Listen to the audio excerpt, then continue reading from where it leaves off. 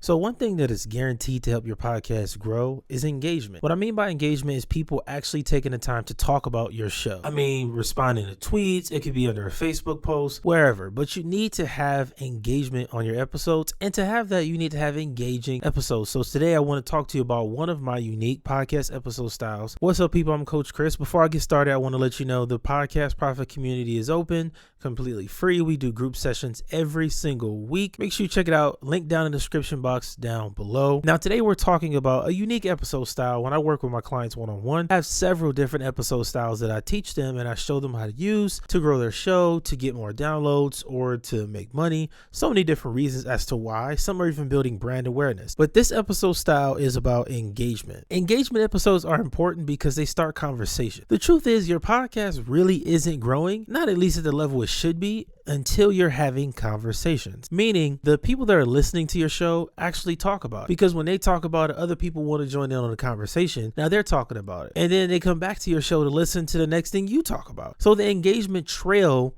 it kind of creates a loop, right? Where people continuously talk about your show and bring listeners to your show and they listen to your show to talk about it. Happens over and over again. Now, there are a few different things you can do to get this engagement up to really start these conversations.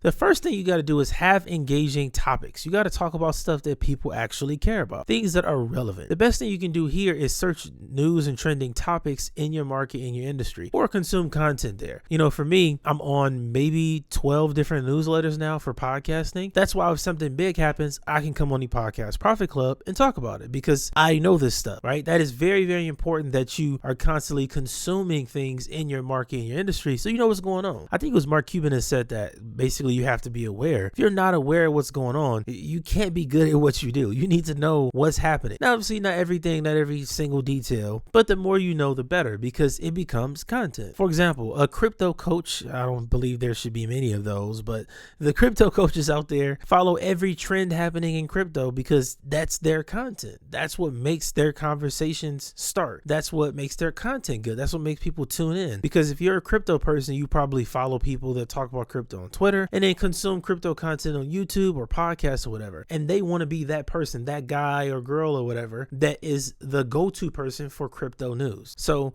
that has to be part of your content strategy is the trending topics and things that are just happening. Like you have to know what's going on and then talk about it in terms of giving your opinion, giving your perspective. You know, I do that here on the Podcast Profit Club, talking about different trends and things that are happening. All it does is help you build more relationship with your audience too, because now as more of those trending things happen in the industry, they're going to come right back to you for answers and a perspective. Now, another thing you got to do is you have to share your show in a place where the conversations can happen. This is a thing I see a lot of podcasters missing out on because when most people share their show, it would be like an automated link to Facebook or it will be automatic link to their Twitter account. And that's not really going to start the conversation. What you want to do is post your episode asking a question that starts a conversation. For example, I did a recent episode about Joe Rogan and, you know, how he should have stayed independent. I can simply post that on Facebook. Hey, should Joe Rogan leave Spotify and start selling his own subscription? Would you pay for his subscription? Now that starts a conversation. All of this is not to say that every person in the conversation is going to listen to your episode. I'm not saying that, but most people will. Most people are going to say, I don't know about that. I don't know enough about that. Let me go and check that out. Like the smart people, and I'm telling you, it's more people than you think, are going to go and check that out and listen to the full episode or read the full article. In terms of this, obviously listen to the full episode. Now you also have people that are tuning in because they're nosy. They just want to know more. They don't even want to be in the conversation. It's just the fact that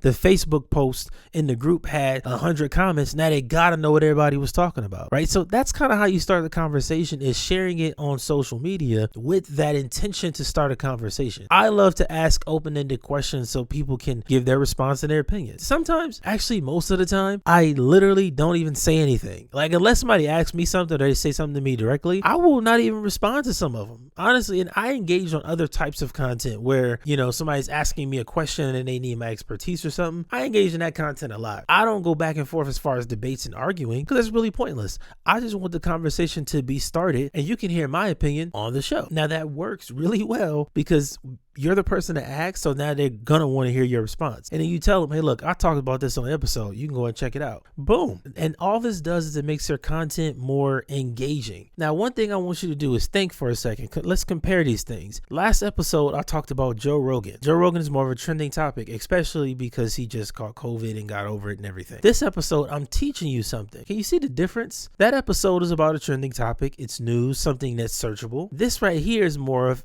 evergreen content because it's educational. I'm giving you a strategy, a system you haven't heard of before, something to help you get it different. That's how you got to balance out your content on your podcast. And see, this is why I tell people to stop doing as many interviews as they do. I really think every podcast that only does interviews, challenge yourself to stop doing interviews. Stop. Just completely stop for 3 months. And then create content just from your industry, from what you know, stories, experiences, all of that stuff. Build off of that. And then see how great your show is when you stop doing all those useless interviews. Because I'm going to be honest with you, and this is just my part. This is just the rant part of the episode, so just get ready. The interviews, honestly, are not all that good most of the time. That's just the truth. The jokes about podcast interviews being the same are true because most of the guests are not good guests. Most guests aren't trained to be good guests. They aren't there to deliver value to your audience. Most guests are literally on your podcast so they can sell something and get more attention. And I want to say there's nothing wrong with that if you do the first part, which is actually help people. But because the guests that are on your show and you have done 6 months podcasting and every week you have a new interview, your show isn't growing because you only talk to people who are there for their own benefit. That's simple. Now, if you took the time to find people that could deliver some solutions to your audience, you deliver content your audience wanted to hear, then your show will be way better. It's also a patience game too, of figuring out what people want. But the most important thing you got to do is start getting more creative with your content styles. Like, stop doing the same old thing over and over and over and over again. It's not going to work, especially if you're a business podcaster and you want to sell your services. You're a coach, you want to get more clients. You're not getting more clients by bringing on all these people. You're not going to get more clients if you book Tony Robbins for your podcast. It's not going to happen. He's going to sell more books. You aren't going to sell anything. Just the truth. The podcast guests do not help you as much as you think. And I'll do a whole nother episode on that, on how they can actually be valuable to you. But just wanted to let you know, a new podcast episode style. So start engaging with your audience. Start creating content they want to hear. Start conversations where they are. Don't make them chase you. You go and put content where they are. Start the conversations. It's going to change your podcast forever. I guarantee it.